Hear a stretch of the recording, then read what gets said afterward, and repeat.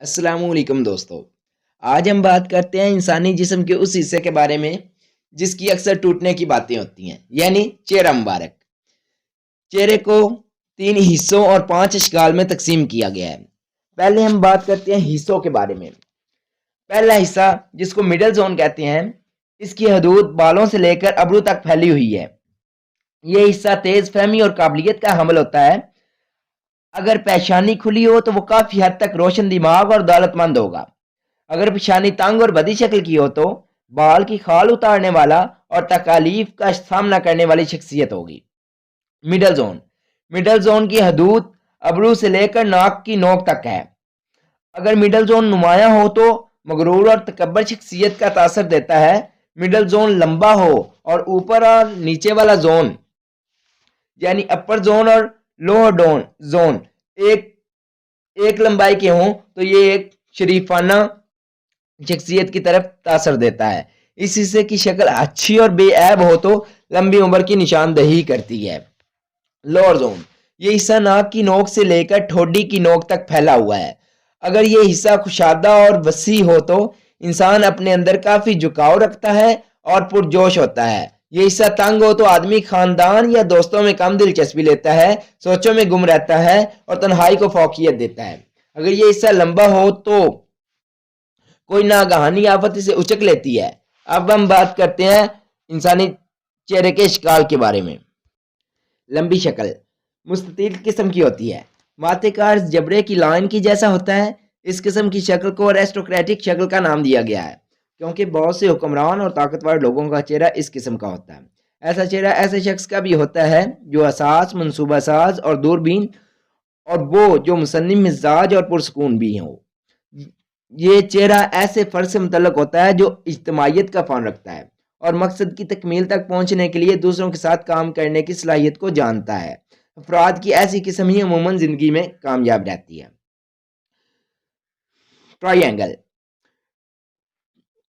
تکونی شکل میں اونچی اور چوڑی پیشانی، رخساروں کی ہڈیاں واضح، پتلی ناک، دھسی ہوئی آنکھیں اور چھوٹی نوکدار ٹھوڈی ہوتی ہے۔ اس قسم کے مرد اور عورتیں انتہائی حساس ہوتے ہیں اور اپنی ذات کے لیے بہت زیادہ محتاط رہتے ہیں۔ یہ ٹرائی اینگل شکل عموماً ایسے لوگوں کی طرح منسوب کی جاتی ہے جو بہت زیادہ ذہین، فطین، مفکر اور بہت زیادہ یادداشت کے حامل ہوتے ہیں۔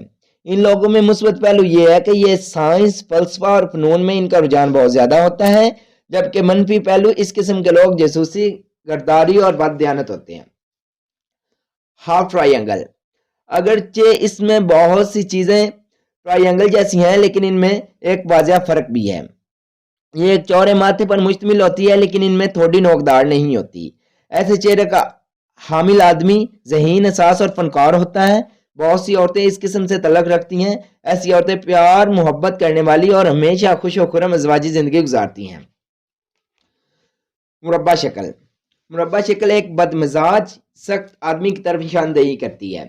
ایسا شخص رہنما اور عظیم جنگجو ہوتے ہیں، لیکن ایسے افراد کی سوچنے کی صلاحیت سست ہوتی ہے۔ ضدی ہوتے ہیں لیکن بات پر قائم رہنے والے اور قوت ارادی کے مالک ہوتے ہیں۔ یہ لوگ عموماً کاروبار اور محبت کے معاملات میں براہ راست اور بے باک ہوتے ہیں۔ ایسے افراد کا چہرہ بالکل مربع شکل کا ہوتا ہے اور وہ کامیابی کے لیے حیران کن حد تک کوشش کرتے ہیں اور بہت کچھ حاصل کر لیتے ہیں۔